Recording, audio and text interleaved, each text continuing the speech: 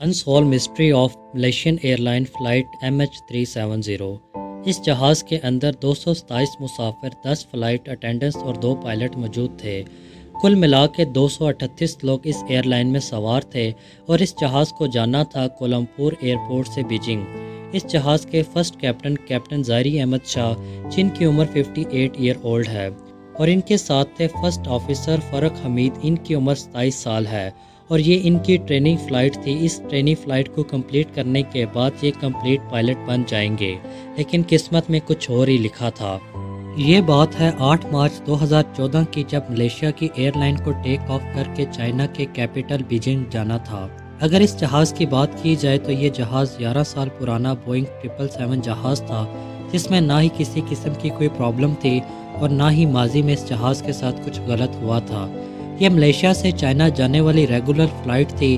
یہ 5 گھنٹے 34 منٹ کی پرواز کے بعد اپنی منزل تک پہنچ جاتی تھی۔ رات 12:42 پر اس جہاز نے روٹین کے مطابق ٹیک آف کیا اور پائلٹ ظاہری احمد شاہ مسلسل ایئر کنٹرول سے رابطے میں تھے، لیکن آدھے گھنٹے بعد یہ فلائٹ اچانک ریڈار سے غائب ہو جاتی ہے، اور یہ ٹائم تھا رات کے 1:21 کا۔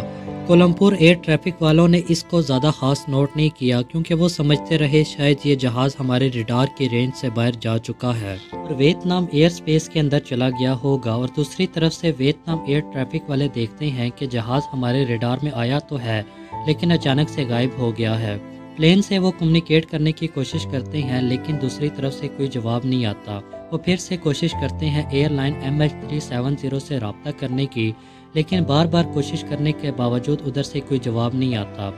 Vietnam air traffic controller Kuala Lumpur control tower کو اطلاع بھیج دیتے ہیں کہ جہاز MH370 ریڈار میں شو ہوا تھا، لیکن وہ غائب ہو گیا ہے اور ہمارا اس سے کوئی رابطہ نہیں ہو رہا۔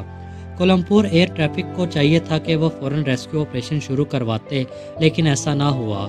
صبح کے 6:32 ہو چکے تھے، اور یہ وہ ٹائم تھا کہ جب جہاز کو بیجنگ ایئرپورٹ پر لینڈ کرنا تھا، لیکن وہ جہاز نہ آیا۔ فوراً ایک سرچ آپریشن بلایا جاتا ہے، پلین کو ڈھونڈنے کی کوشش کی جاتی ہے، جس آپریشن میں 7 ملکوں کے 34 شپ اور 28 ایئر کرافٹ نے گلف آف تھائی لینڈ اور ساؤتھ چائنا سی کے بارڈر پر ڈھونڈنا شروع کیا، لیکن بدقسمتی سے وہاں جہاز کا نام و نشان تک نہ ملا۔ اس ٹائم تک پوری دنیا کو اس حادثے کا پتہ چل چکا تھا۔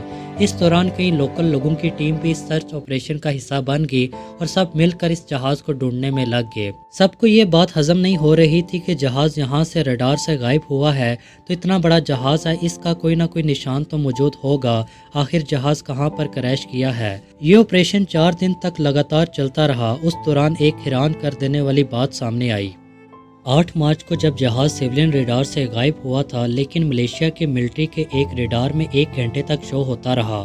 اس میں یہ دیکھا گیا کہ جہاز MH370 جب سیولین ریڈار سے غائب ہوا تھا تو چند منٹوں تک وہ رائٹ ہوا اور پھر یو ٹرن لے کر واپس ملیشیا کی طرف جانے لگا۔